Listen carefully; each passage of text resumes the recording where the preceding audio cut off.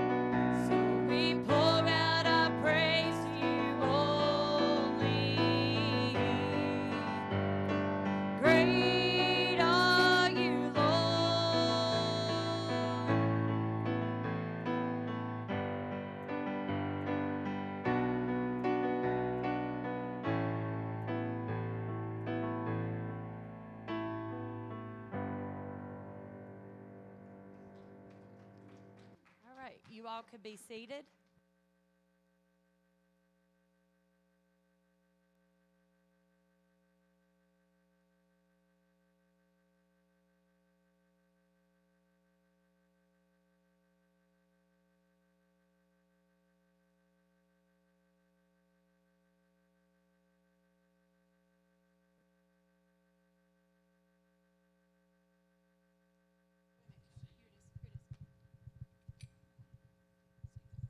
All righty.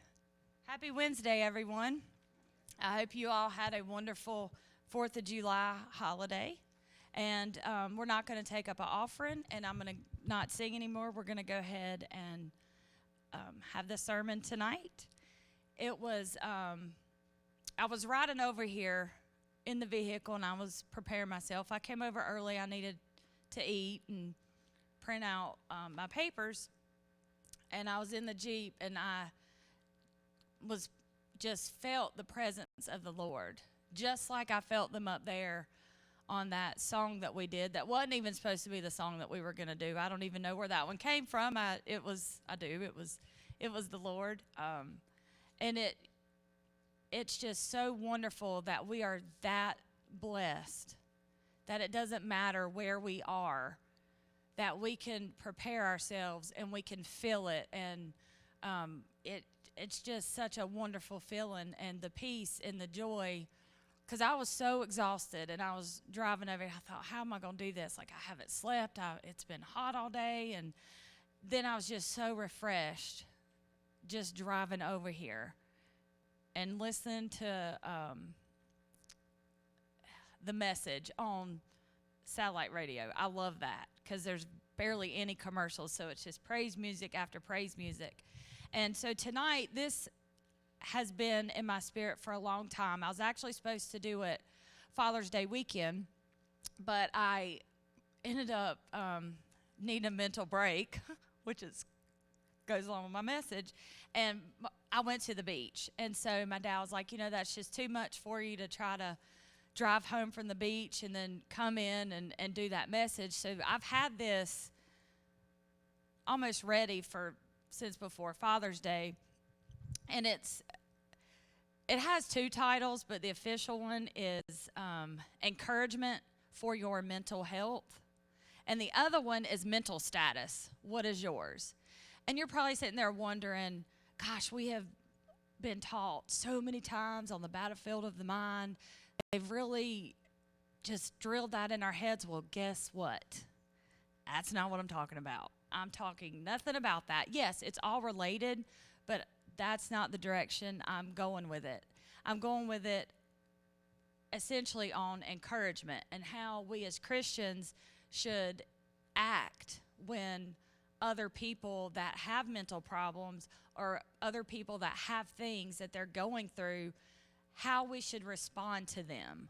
Because sometimes you can respond and it's not the right way, and it puts them off. And then they become offended, and then they don't want to talk to you anymore. They're going to go talk to someone else, or they're going to bottle it all up in. And I think the reason why this has been so heavy on my heart is one of my employees took her life last week and left behind a small child. And COVID, the isolation, in my opinion, was more damaging than COVID itself.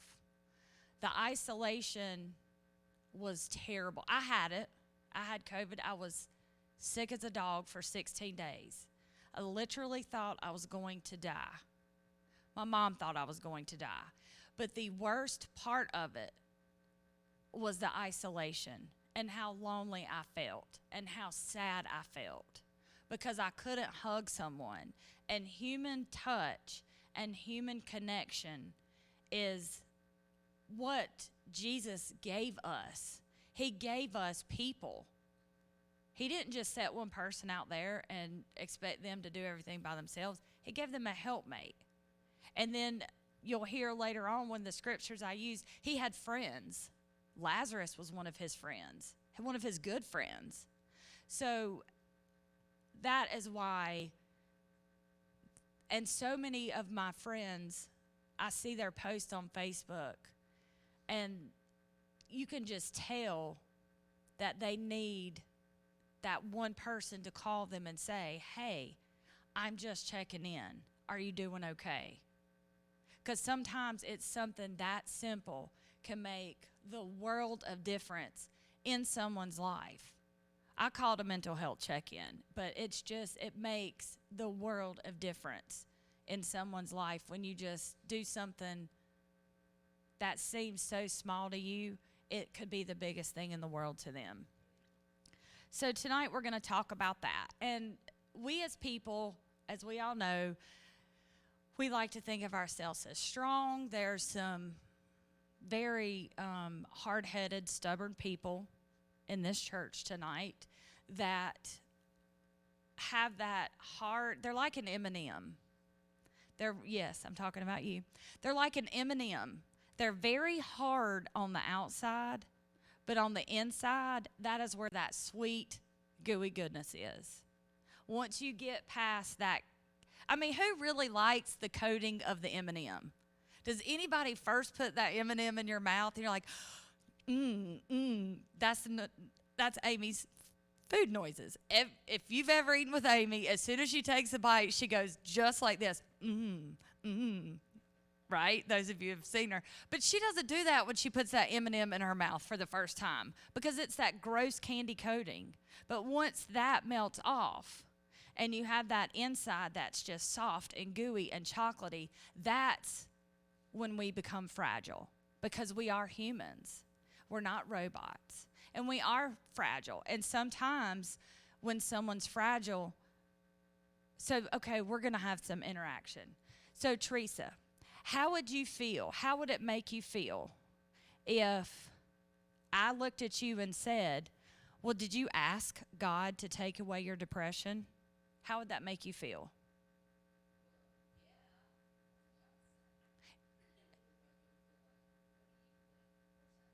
It would make you angry. Yeah. Teresa said, well, what do you think? Of course I did. That is the wrong thing to say. Because sometimes things happen so we can have a greater testimony. And when people are in that state and they're praying for themselves, it makes them stronger. Because they're on their knees, they're on their face, they're crying out to God, so they're getting stronger while they're praying. But they might just be having that weak moment where they just need someone to talk to. So wrong. Please don't ever say that to somebody. Because they just need somebody to listen to. And that, if I said that to Teresa, do you think she would want to be my friend? She said she would not want to talk to me about it anymore. And that is the wrong thing to do. So what I have throughout here is I have, maybe 8 or 10 scriptures. It's going to seem like a lot, but they're all scriptures that are going to remind you and help encouraging you. So also, what if, Christina, I looked at you and I said, well, God's not going to give you more than you can handle. Would that rub you the wrong way? So she said we couldn't be friends anymore. Exactly. That's not what you want to say to them. And then the last one, Nate, you wouldn't feel this way about yourself if you were actually surrendering. Maybe you need to look at that. How would you feel? Nate feels all right, but Nate's big. He can handle it. Maybe women take things differently, so hey, maybe we need to point that out. So that's not what you want to say to somebody. That's not what you want someone to say to you. So the very first verse that I have is Jeremiah 29:11. It is, for I know, I'm reading a little bit different version, just because I think it's easier to understand. For I know the plans I have for you, declares the Lord, plans for welfare and not for evil, to give you a future and hope. So, what does this mean? It says it right there. He has a plan. Everything is planned out for us. And he has planned us a good life, not an evil life, a good life full of joy and prosperity and health and wellness. I mean, does that mean that we're not going to go through things? Of course we are. But that's what his plan is for us. And how do we do this? Just like I did on the car ride on the way over here. I got my praise on. And when a lot of times I'm up here and y'all see me with my eyes closed and I might hit a wrong key, it's because I don't want to look out and see people sometimes because it's distracting. when you're up here and you're trying, to worship, and it seems like my eyes always open right at the right time when Johnny Jones is over there just raising his hand to this contemporary music. Because I know some people don't like contemporary music. I like Southern gospel. But I think with the contemporary, you can really worship and you can get into it because it just sings such a sweet melody to your spirit. So get your praise on. Thank him every single day. I thank him when I wake up in the morning. I thank him throughout the day. I speak life. I speak joy. And anytime it's something little, I act like it's the biggest thing in the whole entire world. You'll never guess what just happened. So-and-so accepted the job offer. I mean, just little things that aren't going to make a difference right now. But the more and more that you speak, that's life and that's good, it is part of for I know the plans I have for you, declares the Lord, not evil. He never planned for us to be in evil. And then the second verse that is going to encourage you with your mental status is Psalms chapter 18, verse 19. I'll read it in the King James first. It says, "He brought me forth also into a large place. He delivered me because he delighted in me." So, delivered in the King James, in another version, it says rescued me. So, how many needs Jesus to rescue them? Every day. Amen. I think we can all raise both hands on that one because we all need to be rescued every single day. And have you ever just sat down and you're like, why am I in this place? Why is this happening to me? And you almost feel like you're getting that pity party, woe is me self going on. I can't stand that. I cannot stand that. It about got me one time. 6 years ago. And I had cancer. And I had nobody to talk to because I only told one person, and that was Amy. Because I didn't want to tell my parents until I had the surgery because I refused further biopsies. I was like, I'm not doing any more. You're 99% sure. And I was like, why would this happen to me? This is like the worst thing in the whole entire world. Now I have to have a hysterectomy. And I'm 35. I'm way too young for that. I wanted more children.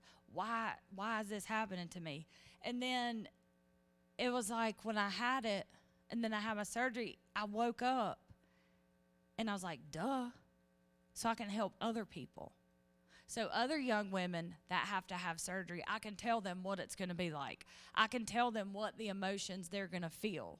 I can tell them, hey, this is what's going to happen at this point. And then a few weeks later, this is what's going to happen. And then your body's going to start leveling out. And then you're going to get used to it. But, I did have people ask me, well, did you ever go up and get prayer for it? Really? Come on. I got prayed for myself. I mean, my dad prayed for me. He knew I had to have surgery. He knew I had a 99% chance that's what it was. I mean, they knew that. Yes, I was getting prayer. Come on now. I didn't want that. Yes, I was getting prayer. Yes, I was praying for myself. I did it all the time, but he allows us to have these things in our life so that when we get to that point where we realize, oh, he's delighted in me. He brought me out of this. It could have been so much worse. I could have had to do chemo, could have had to do radiation, but no, he delighted in me. He brought me out of it with a new outlook, a new lease on life, now anything that happens, it's like, oh, okay, because nothing's a big deal.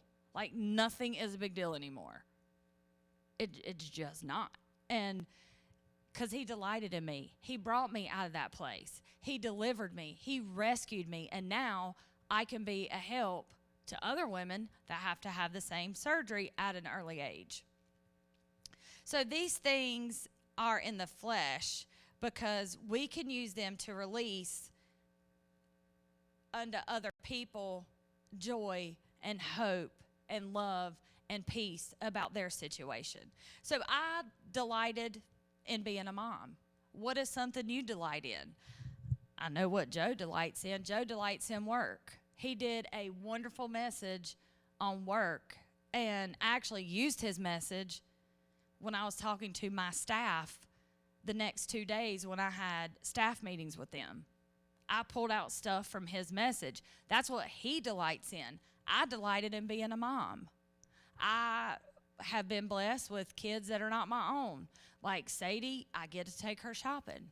I never had a girl. Katie will let me take her shopping, and she will try on every single thing in the store. And she does it with a smile on her face because I never had a girl, but I'm blessed with other people sharing with me. But I will tell you, after that, and I went when I would go to Walmart or Target, but I don't go to Target anymore, but Walmart, I would say this right here was the baby section, that speaker, this would be me. I didn't even want to look at it. I didn't want to walk near it because every time I got near the baby section, I started crying in the store because I was sad because I couldn't have any more children. But then I realized he delighted in me, and so what do I delight in? So I started, because what are we supposed to do when you've learned all these messages about battlefield of the mind? Take the mind of Christ. So I started delighting in everything that gives me joy. I delighted in Seth. I delighted in Sadie and Dylan and Katie and all the children that I had around me at that time and my friends. I delighted in all of that because he loves us so much. I just wish everybody could just truly understand how much he loves us, because he loves us so much. And when we kind of check ourselves and realize these two verses that we've just talked about, it totally changes how you're looking and thinking about things. Isaiah 40:31 is the next one. But they that wait, everybody say that word with me. Toddler, what'd I just say? Wait upon the Lord shall renew their strength. They shall mount up with wings as eagles. They shall run and not be weary. They shall walk and not faint. So the word that we're going to talk about for a minute is wait. Okay, we all know what that word means. My little dog Rowdy, I can say, you have to wait.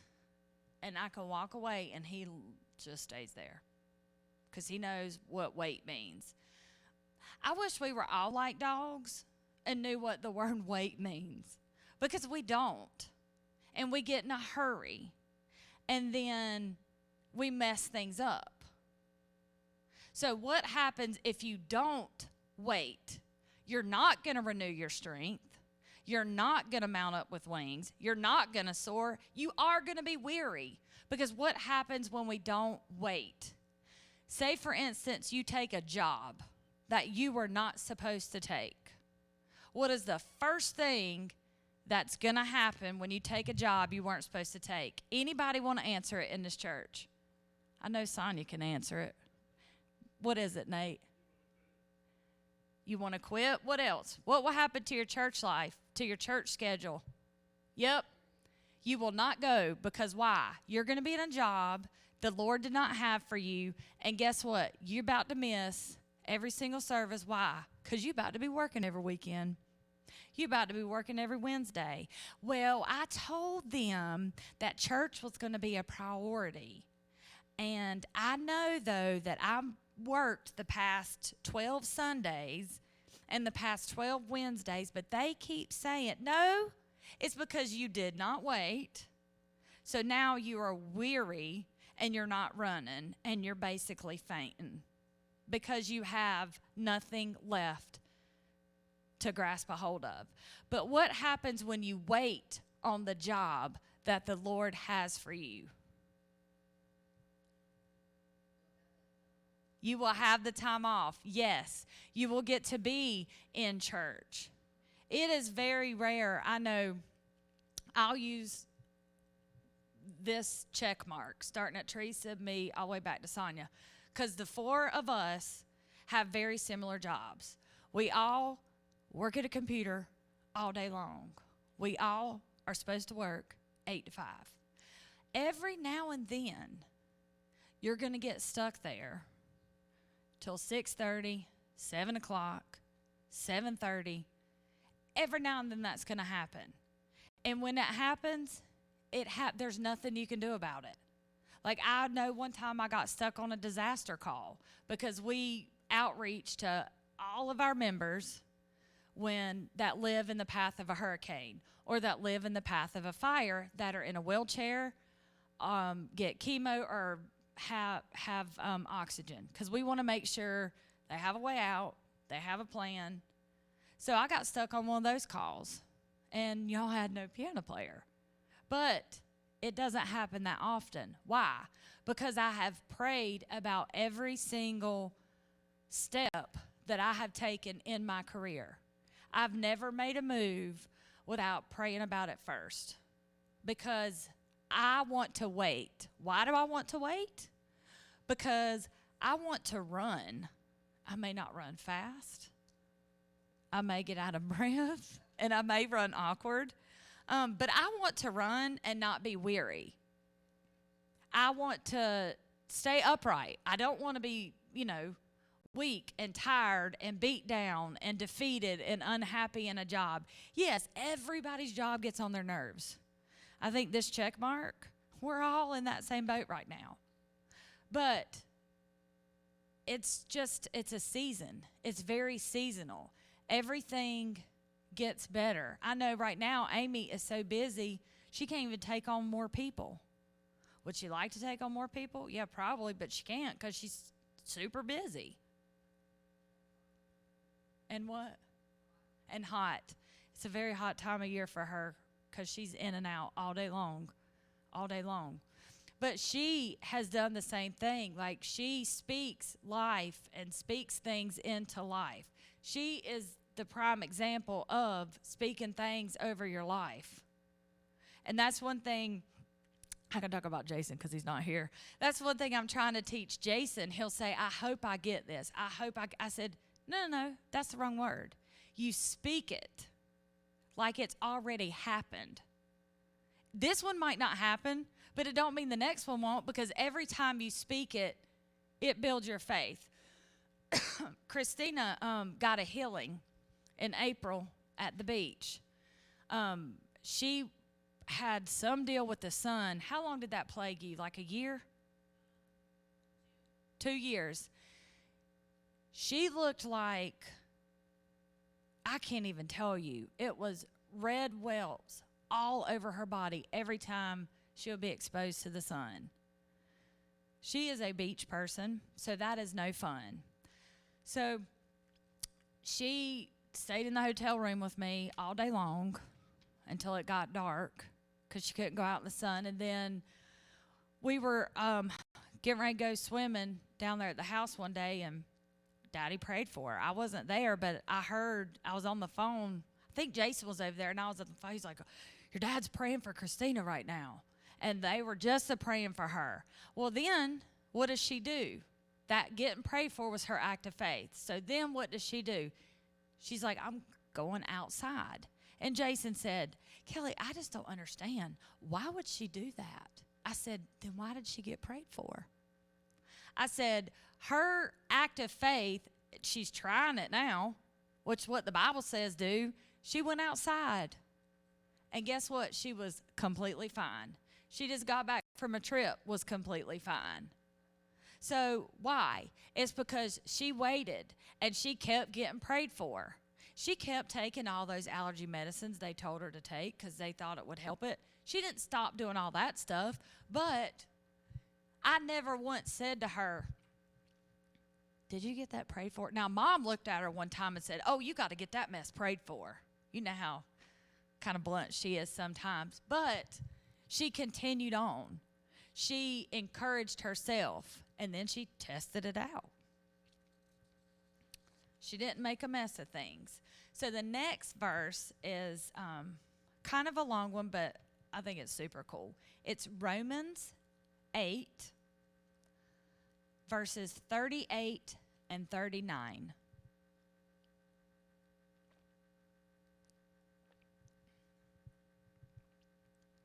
For I am sure that neither death nor life, nor angels, nor rulers, nor things present, nor things to come, nor powers, nor height, nor depth, nor anything else in all creation will be able to separate us from the love of God in Christ Jesus our Lord.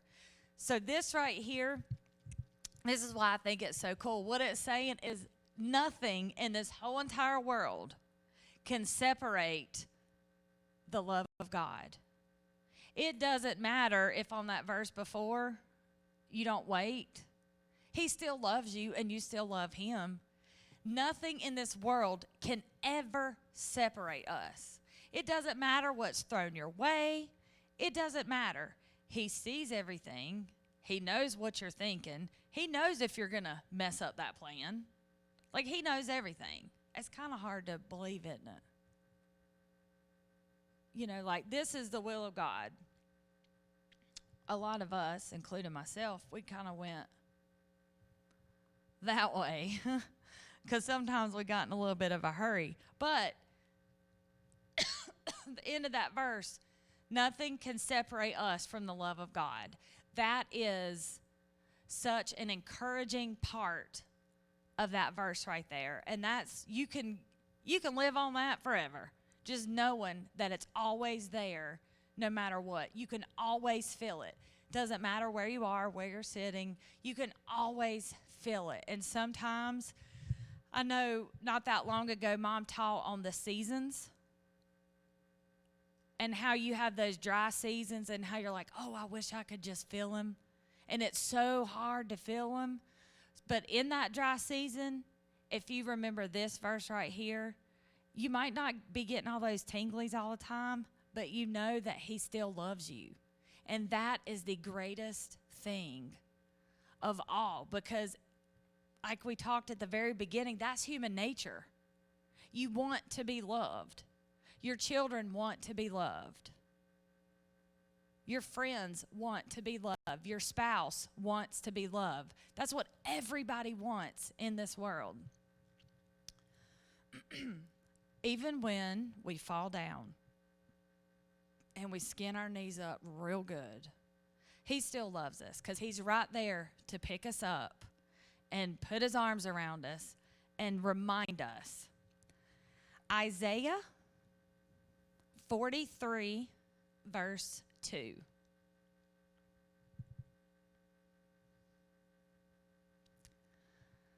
When you pass through waters, I will be with you, and through the rivers, they shall not overwhelm you.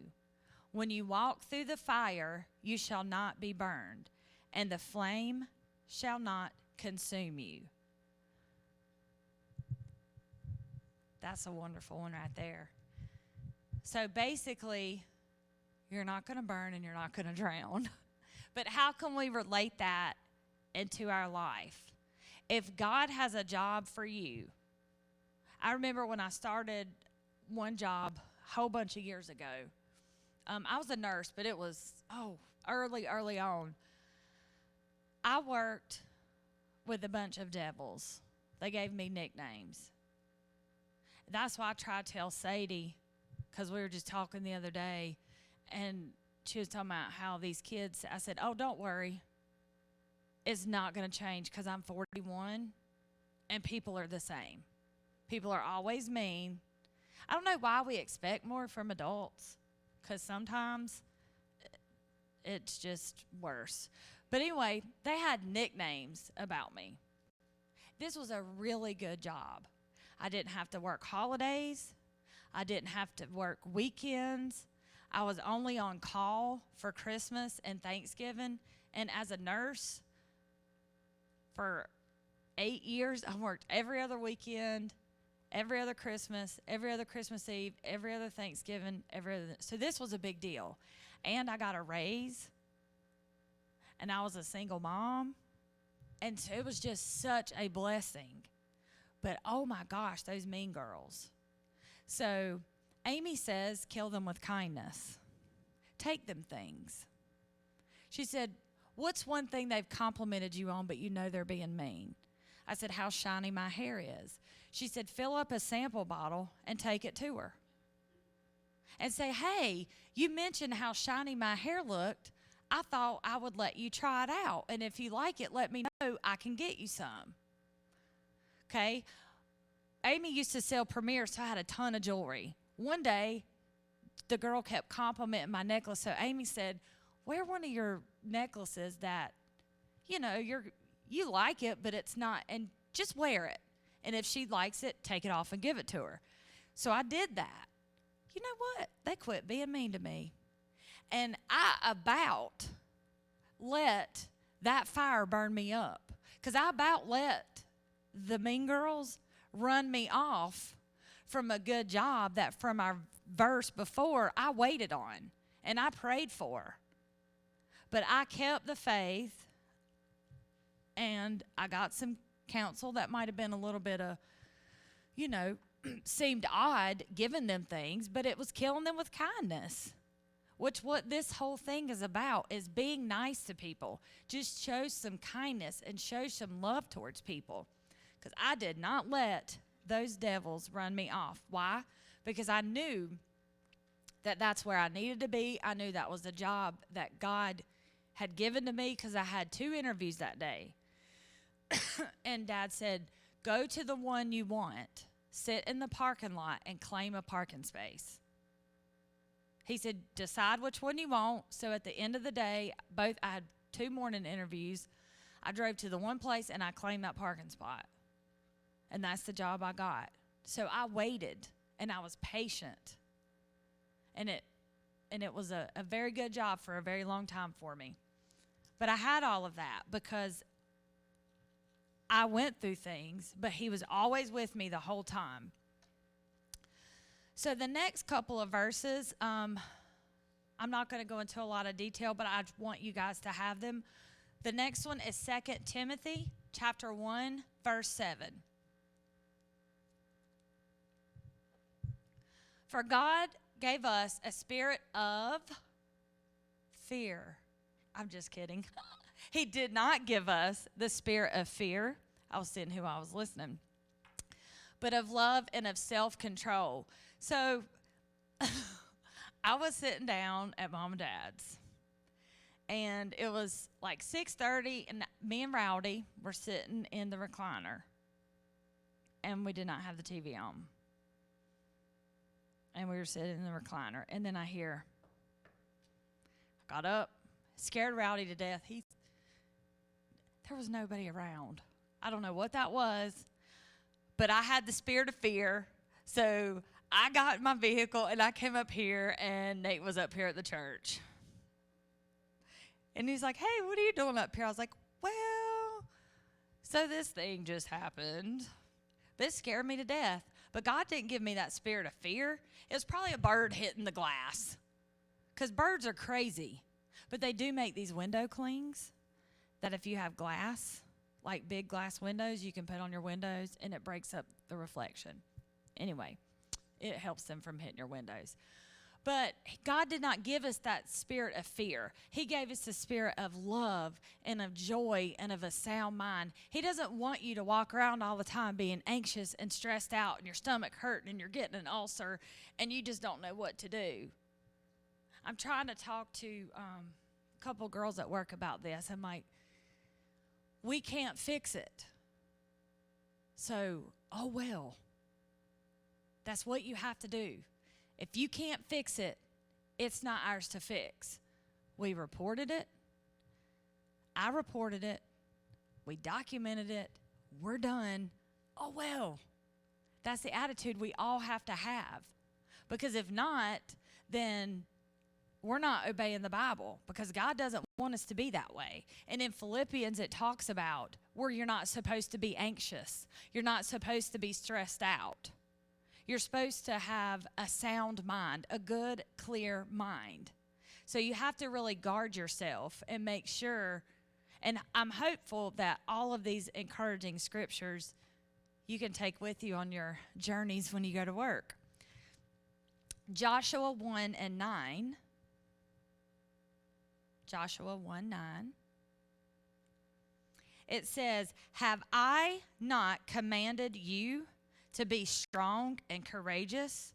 Do not be frightened, do not be dismayed, because the Lord thy God is with you wherever you go." So, right there, he brought it down to us. Like someone today said, "Man, you just cut right through all that and went right to it, didn't you?" I said, "Yes, I did. I typically do that." Well, that's what he did right here. He's told us what to do. He's told us to be strong and to be of good courage. That's why we have to walk around that way. You have to walk around encouraging yourself all the time.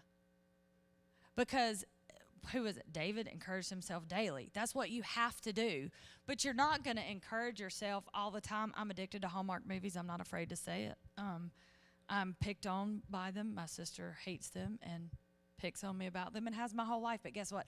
I do not care because I love them. Why do I love them? Because I live in reality. I work about 50 to 55 hours a week in reality. So for like an hour every night before I go to bed, I'm going to watch a half of a Hallmark movie because I'm not going to make it past 9 because I'm going to fall asleep because I'm an old person. I've always gone to bed early ever since I was like 12. But I'm not going to encourage myself in the Lord if all I did all day long was watch Hallmark movies. Could you imagine if that's all I did? This message right here would have never got dropped in my heart because I wouldn't have been thinking about him. I wouldn't have been walking through the house singing. I sing all the time. I play my piano all the time at home. I've got some really cool new praise songs for us. But that's the type, he's commanded us to do that. We have to be of good courage. That's what he's told us to do. And we have to do our part by doing that. The next one, Psalms 139:14. "I will praise thee, for I am fearfully and wonderfully made. Marvelous are thy works, and that my soul knoweth right well." So we are not junk. We are not trash. Don't let anyone tell you you are trash, that you are garbage, that you are no good, and that you can't do anything right. Because guess what? That is a lie straight from the pits of hell. No one can ever make you feel a certain way. You allow them to make you feel that way. You can tell me all day long that I'm junk, and guess what? I will probably laugh in your face because I know I'm not. Why? Because I am fearfully and wonderfully made. Like, what if I told Joe and Daniel, y'all can't play the music? They would know that that's a lie straight out of the pits of hell. What if I told Nate he couldn't run that camera? He would know that's a lie straight out of the pits of hell because he knows he can. That's the thing. We are not trash. We are not junk. And yes, there are times that things happen in your day and in your life, and you might feel that you're not worthy or you might not feel that you're not good enough. But then you just have to remember this verse right here. Psalms 139:14. "I am fearfully and wonderfully made." He made us. And I could promise you, when he made me, he did not make me junk. He made a classy Republican lady with a really good work ethic. I love to work. Thank you. I love to work. I don't want to sit home and not work. I love to work because he made me that way. He made me be able to remember stuff that I shouldn't even be able to remember. I mean, I pull words, I'm like, whoa, where'd that come from? But that's how he made me. So that's why I'm not afraid to apply for jobs or try to take that next step and go to that next level. I'm not afraid, because guess what? If I don't get it, I'm going to wait on the Lord, and then the next one, or then the next one, or the ninth one, or lucky number 10. That's going to be the one, but I'm still going to wait, because I'm fearfully and wonderfully made, and I am not junk, and I am not trash. Now, I did think that for a while. I was an agoraphobic for 7 months. Agoraphobia, for those of you who don't know, it's a fear of leaving the house. I would not leave the house other to come here for a long time. But I tried. I still did all this stuff. That's how come I know a lot of these scriptures. They were on the walls of my bedroom. I quoted this stuff all the time. And no one ever said to me, well, don't you think you should get prayed for? If someone had said that to me at that time, I probably would have packed up and left, and y'all would have never seen me again. Me and Seth would have went somewhere, probably to a warmer climate. But I read these types of verses and these types of scriptures constantly.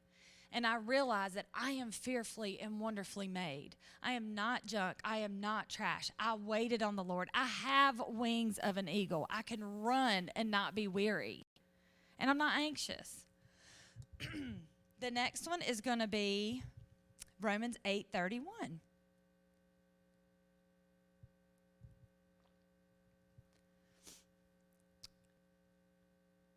If God is for us, then who can be against us?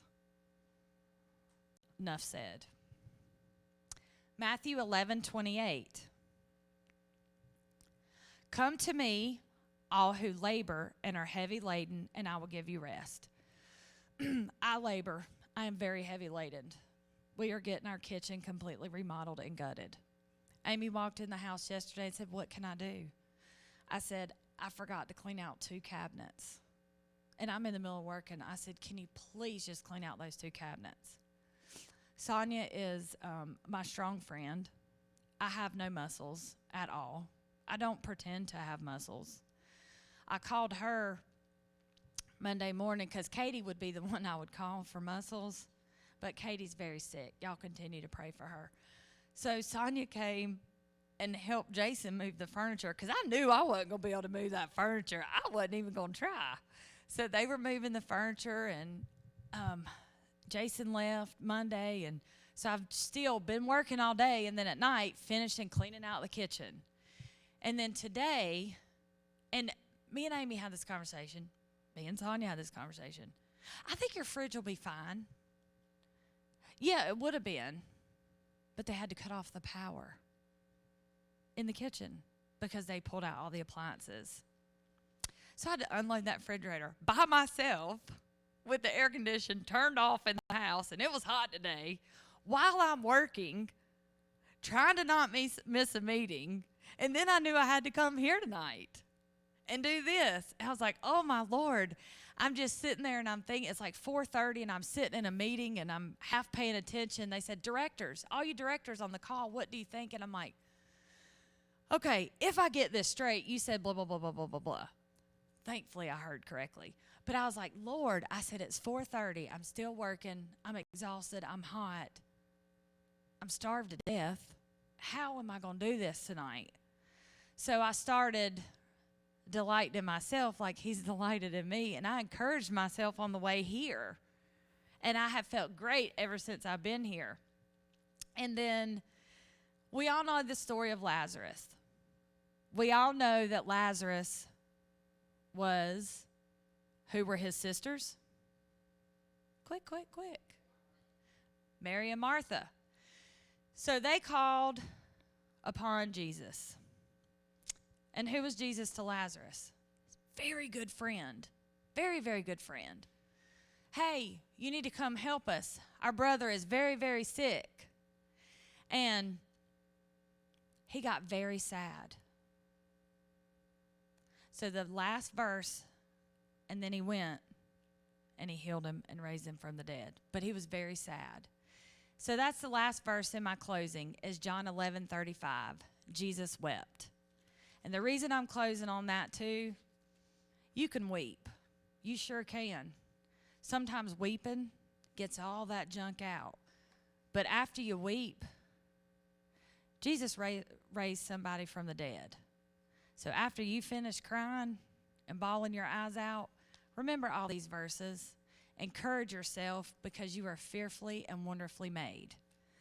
Thank you. We will see all of you guys on Sunday. And for Pastor Appreciation Offering, not everybody was here Sunday, but if you have to give, or our internet watchers that do come here but aren't here tonight, if you have to give, me or Christina can take the money for Pastor Appreciation. So be here for a special surprise Sunday at 10:15.